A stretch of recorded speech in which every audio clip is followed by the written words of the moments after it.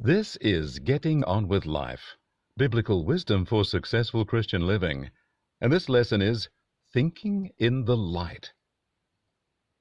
It is easy to ignore dirt, dust, and mess in the dark. But when the light gets brighter, we see the grime or mess that was not evident before. When you are cleaning up, you are best to have plenty of bright light. That way you can see the dirt more clearly. Something might look in good condition in the dark, but inspection in the light reveals dents, stains, and scratches that were not seen in the darkness. Gilbert and Sullivan made a joke of that with a judge's song in their musical Trial by Jury, describing a lass thus: "And a very nice girl you'll find her. She may very well pass for 43 in the dusk with the light behind her." Obscuring things by darkness works the same spiritually as it does with natural things.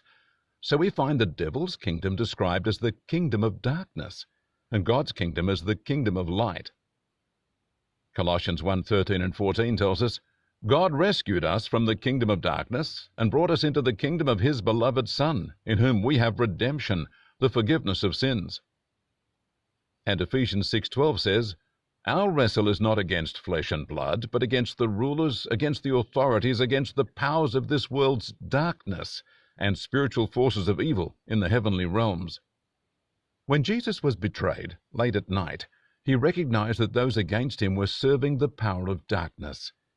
In Luke 22:53 He says, "When I was with you each day in the temple, you did not stretch forth hands against me, but this is your hour, and the power of darkness." The people of this world live in darkness, but don't realize it. They see things through the eyes of darkness, and they think dark thoughts. However, those are the same thoughts as the people around them, so they don't realize how dark their thinking is. They can't see how wrong they are, or how trapped they are, or how fooled they are, because they're in the dark. We look on and wonder that they don't realize their unhappiness or their inner dissatisfaction. They just can't see it. Let me use a simple example of darkness thinking compared with thinking in the light. Let's assume you are annoyed by someone. Darkness thinking sees the other person as wrong and the upset, annoyed, and resentful thoughts as perfectly okay. Darkness thinking says, "They are in the wrong, so I have every right to be annoyed and resentful of them." In the darkness, such thinking seems fine. The other person is in the wrong, and the reaction is justified. It compares one form of wrong with another, justifying what is not acceptable because it is seen to be better than what the others are doing. In the dark, the level of evil in a wrong response can be hidden.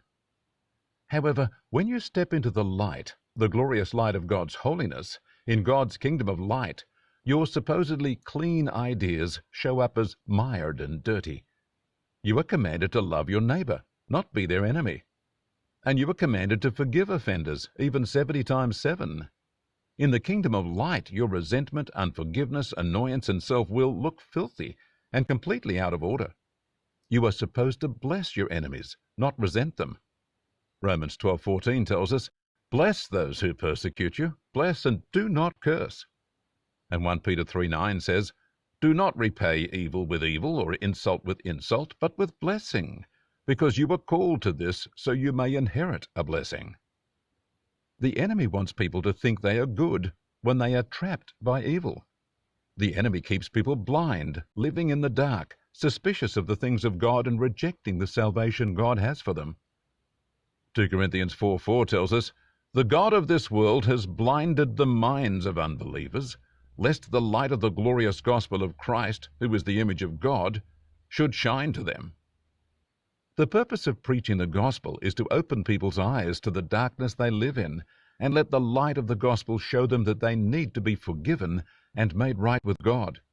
In Acts 26:18, Paul says he was sent to open their eyes so they can turn from darkness to light and from the power of Satan to God, that they may receive forgiveness of sins and an inheritance among those sanctified by faith in me.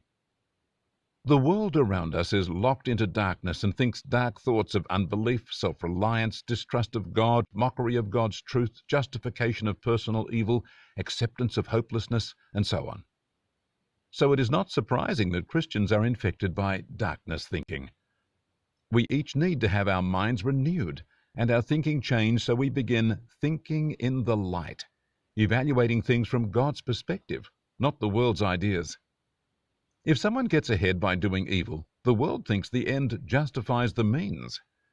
If a man ditches his marriage and family to end up with a nicer wife, is that good or bad? Darkness says it's good. God has a different moral standard. If someone makes money out of others, they can be a hero in the world, but God looks at how that money was made and whether moral standards were upheld. I wonder whether you engage in darkness thinking or are thinking in the light. I challenge you to recognize that if your thoughts are in line with the rest of the world, then you are in the dark, and the power of darkness may well have a strong grip on your life. Jesus has delivered you from the kingdom of darkness, setting you free from sin, the devil, and the world. So make sure from this moment on you are thinking in the light. God bless you.